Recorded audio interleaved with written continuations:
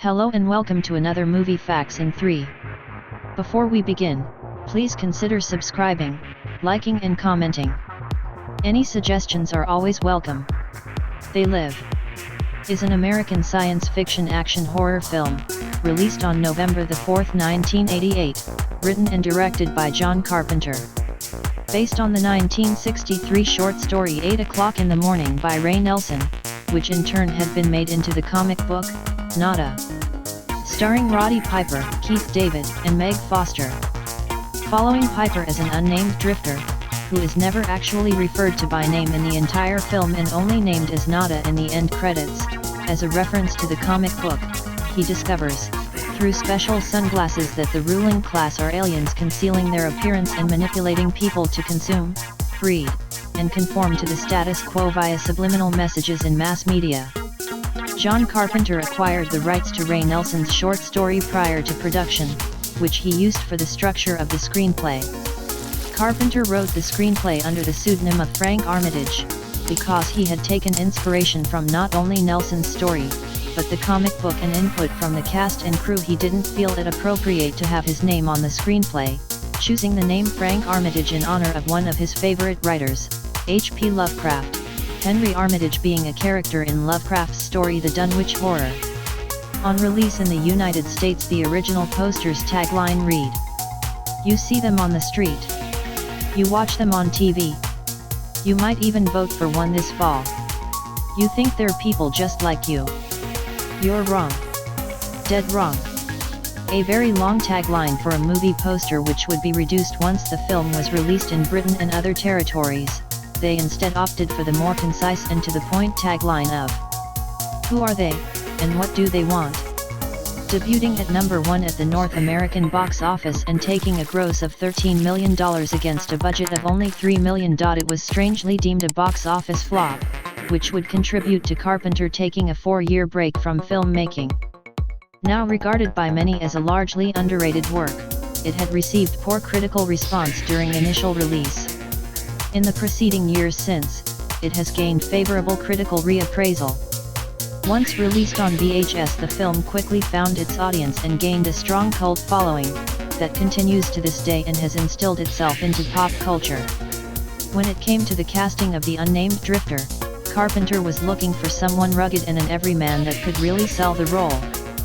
Carpenter had met Roddy Piper at WrestleMania 3 in 1987, and thought him perfect for the role. Later recalling, "Unlike most Hollywood actors, Roddy has life written all over him, his face, his scars, he seemed completely believable." Piper would later admit to not knowing who Carpenter was when they first met, remembering, "The guy who was managing me at the time, Dave Wolf, said, 'I want you to have dinner with this guy.' I'd never heard of him, but that's my bad, you know? 'Cause I had been fighting pro since I was 15. I was rolling pretty hard, so we sat down for dinner, and I'm not trying to be facetious, but it was pretty close to this. Could you pass me the butter? Yeah, you want a roll? Yeah. Want to star in my next movie? Sure. Can I have some more champagne? Yeah, sure." It wasn't much more than that, really. Interestingly, WWF owner Vince McMahon didn't want Piper to take the role, offering to find him another role for the same pay, which Piper would refuse, leading to him leaving WWF for a short time. Piper would remember years later that McMahon not wanting him to take the role was due to him being a control freak, and that when he did return in 1989 he was twice as important than when he left, attributing this increased popularity to They Live. Carpenter wrote the role of Frank specifically for Keith David, having been impressed with his work on Carpenter's earlier film The Thing. As with Piper and wanting an actor that could realistically convey a tough guy everyman, Carpenter would state, "I wanted someone that wouldn't be a traditional sidekick. I wanted someone that could hold his own." Keith David fit the bill. From the start of the project, Carpenter has always declared that They Live is an attack on the economic practices of the Ronald Reagan era in the United States. He was keen for Piper to discuss this when promoting the film, but the actor was reluctant to do so. Hailing from Canada, he didn't think it was his place to talk American politics to Americans, in a slight twist, Piper was actually a supporter of then-President Reagan. Unfortunately, over the years, far-right idiots, neo-Nazi fools and anti-Semitist bigots have tried to claim that the film is an allegory for Jewish peoples and other groups. Carpenter himself angrily took to Twitter in 2017 stating, "They Live is about yuppies and unrestrained capitalism. It has nothing to do with Jewish control of the world, which is slander and a lie." Moving on. The iconic and often quoted line, "I have come here to chew bubblegum and kick ass and I'm all out of bubblegum."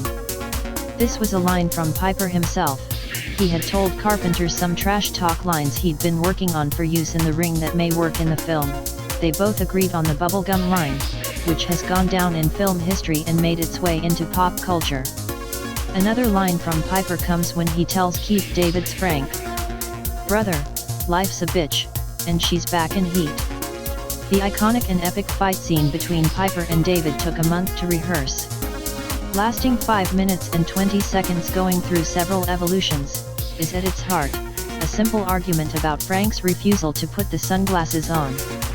Stunt actor Jeff Imada rehearsed the scene with Piper and David outside Carpenter's office, practicing each major beatdown including wrestling moves until they could hit each other for real, pulling their punches to reduce injury, the result being the famous scene.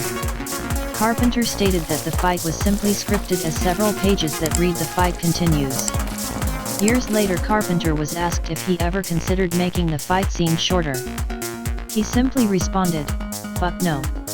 In the film's climax, when the alien signal has been broken and their true form is exposed, many TV personalities are shown to be aliens, among them a movie critic condemning movie violence and remarking to another critic that filmmakers like George A. Romero and John Carpenter have to show some restraint.